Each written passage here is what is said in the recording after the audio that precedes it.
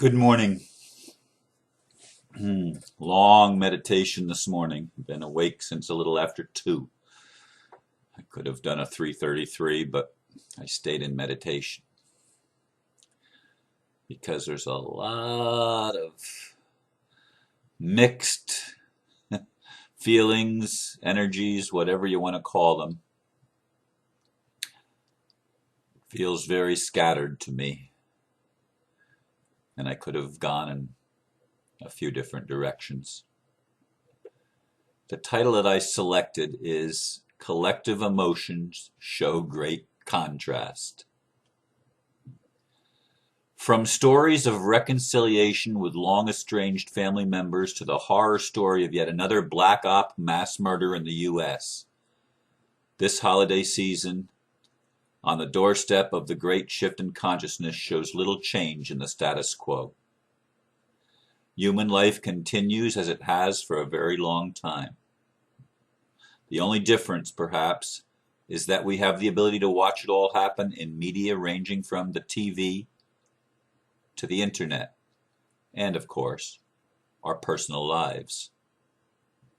As for me, I do my best to tap into the collective consciousness and allow myself to feel what my human family is feeling.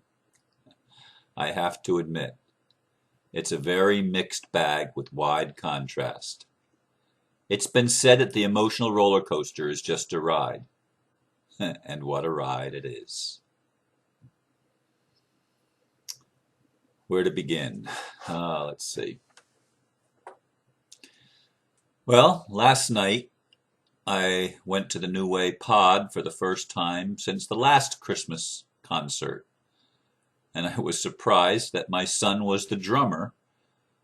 I had asked him a week ago if they had been in touch with him since the last time that I went to the pod on the Christmas thing last year.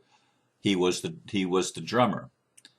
And I had asked if they had requested his drumming abilities again for this concert, and he told me no. Well, he forgot to tell me when I talked to him on Friday, when I was with him on Friday actually, that Wednesday they called him and they wanted him not only to do the night one, but the morning and the night. So he had played both concerts at the New Way, and it was good to connect with people that I hadn't seen for a year. Really, I had some of them I've seen at other events, but some of them I hadn't seen in a full year, and it was good to reconnect. The energy felt good. I was a bit apprehensive about going, but I went. I made my mind up actually over a week ago that I was going to go, and I did.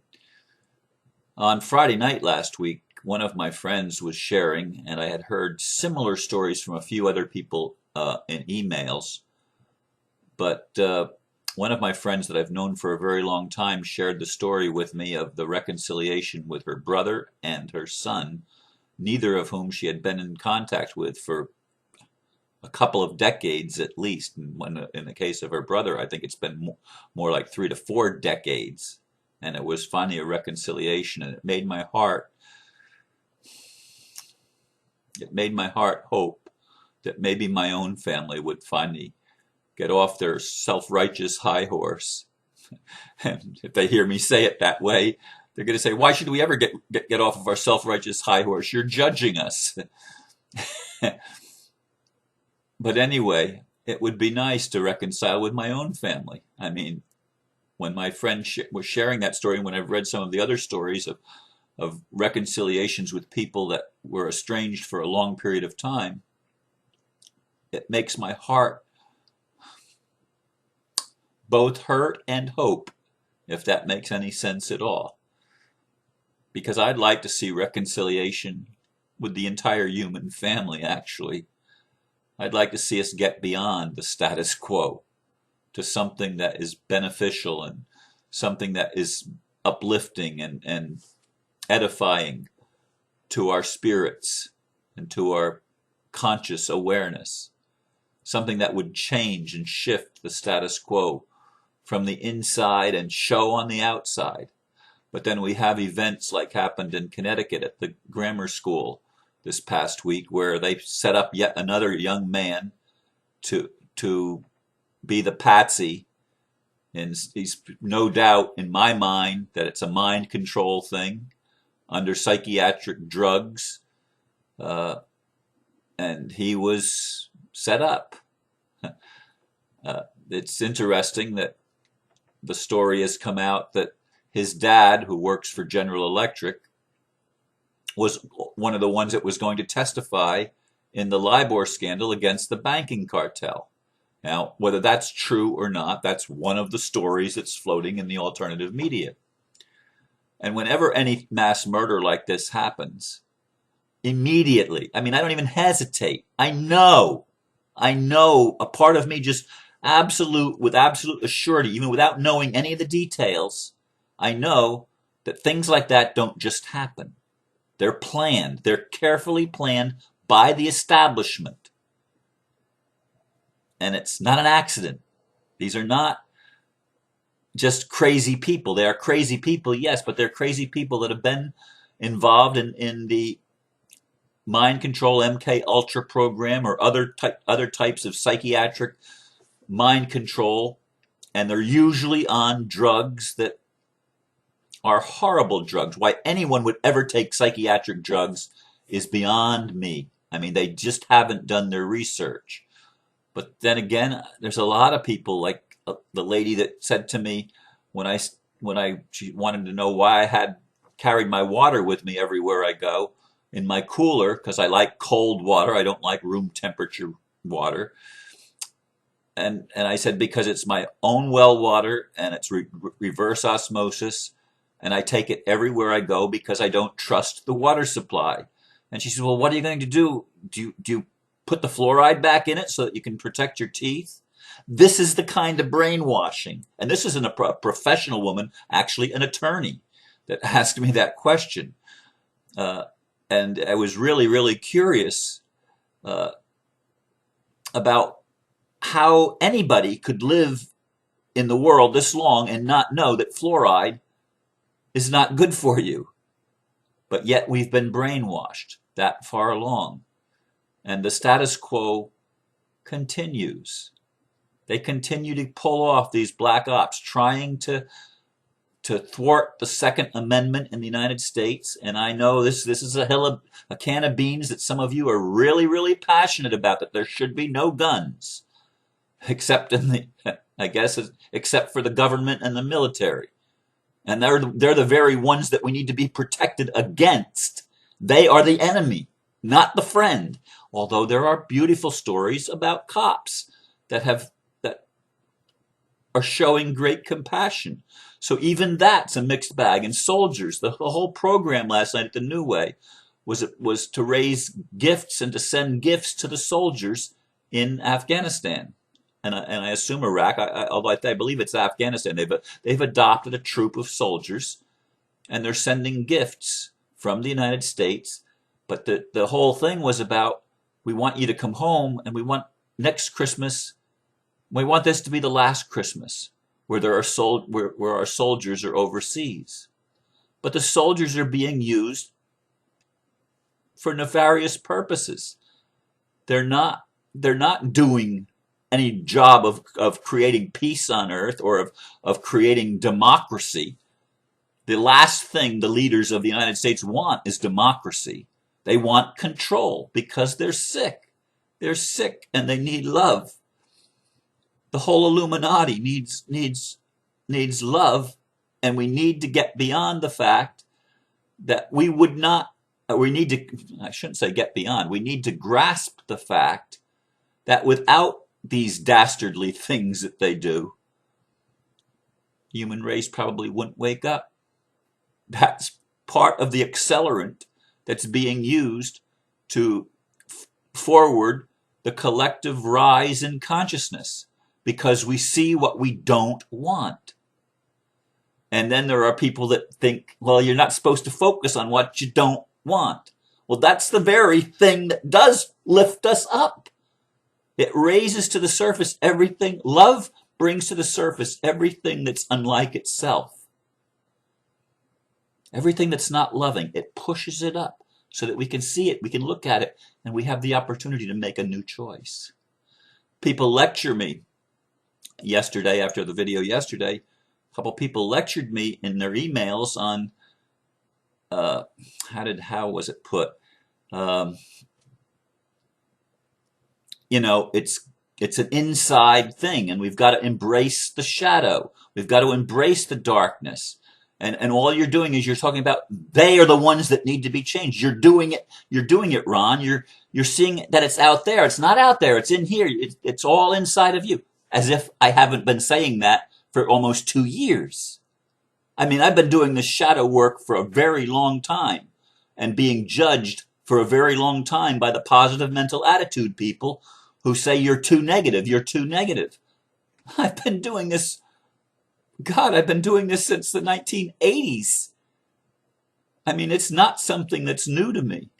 It's not something that's new. I mean, you go back even into the 1970s when I started writing my poetry. In 1977, I think it was, that I started writing prolifically at that point in time. And then 82 and 83 were extremely prolific years of poetry writing. Probably in those 3 years alone, I probably wrote 200 poems. But anyway, the point that I'm making is that yes, we need to do the inner work. We need to do the shadow work. It's all inside of us. It is. It really is. We are perfect microcosms. Each one of us individually is a perfect microcosm of the entire world. The entire cosmos, for a matter of fact. But the entire world for sure, because this is where we are now. And we are microcosms of that, which is why I embrace, to the best of my ability, the collective consciousness. It's why I don't try to turn the channel to something positive when I'm feeling the negative emotions. I feel them. And sometimes I cry. But I like to cry a whole lot more when it's a happy cry. And they're both crying. But one of them feels good and one of them doesn't. And that's the way it is. That's the human experience. So we're on this emotional roller coaster that Bill Hicks says it's just a ride. It's just a ride. Yeah, but what a ride. It's a ride that we've designed to teach us really important lessons. We've designed a world with great contrast. We've designed it that way. We've designed it where there are the beautiful stories of love and reconciliation and forgiveness and healing.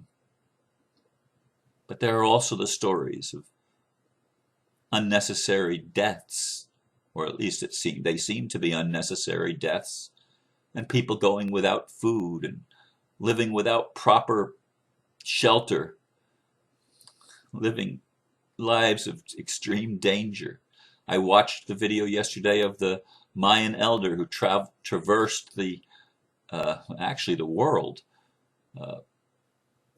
received even in Japan and of course all over the Americas, North and South America, the unification of the eagle and the condor, and how the person in Peru didn't want to return the sacred staff when he was supposed to return it, but he finally did return it. The video was 7 years in the making. I've tried to get a DVD, but maybe they don't have a DVD yet, because I'd certainly like to show that, because it showed great compassion of this Mayan elder. These are all energies that are working and playing out right now. I mean, I was going back to that Mayan elder. I'm greatly moved by this point, and I thought of it when I watched the video yesterday. There was a higher level of spirituality among the native indigenous peoples of America than the Europeans ever brought with them, and they tried to stamp out the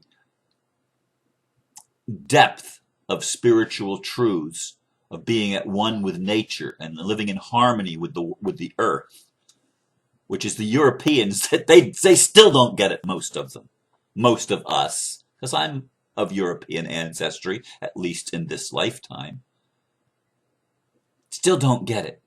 Still don't get what the indigenous peoples of Australia and Africa and the Americas and even in Asia, the indigenous peoples all around the world have a level of spiritual awareness that the Western mind hasn't been able to grasp. Oh yeah, there are exceptions. There's always exceptions. But in general, the Western mind, the European mind, doesn't get it. This is all going through transformation and all going through change right now as we speak. These are the energies that are moving around like little pockets of storms here and there and blowing away and clearing out, and we're learning to let go. We're learning to look at it all. But this is where I am, and I think it's where humanity is on this Monday morning, 4 days before the long anticipated winter summer solstice of 2012. December 21st, 2012. 4 more days to go till we hit that date. I was talking to a friend yesterday saying I don't really think there's going to be hardly any change at all between now and then, and between now and the end of the year even. I just don't see it happening unless Spirit, God, the extraterrestrials, the angels, whatever you want to call the higher dimensions, starts taking action on the earth and actually doing something that catches everybody's attention and is undeniable. I still look for something like that to happen. But how and when, and I don't know. I don't know is the answer. I don't know. But I know my heart, as ever, longs for reconciliation with my sisters and their families, and my brothers and sisters that are not direct relatives, and friends at the New Way, and friends throughout the community where I live, and friends that I've never met yet. I'd like to have union and communion at a level that I've not experienced for a long time, except in my meditations and in those unfortunately all too rare moments of feeling so connected with life. I leave you with these thoughts on this Monday morning. I appreciate you listening and taking time, some of you, to respond, especially to those that encourage me and stand with me. I'm really appreciative of that. May God bless you. Namaste.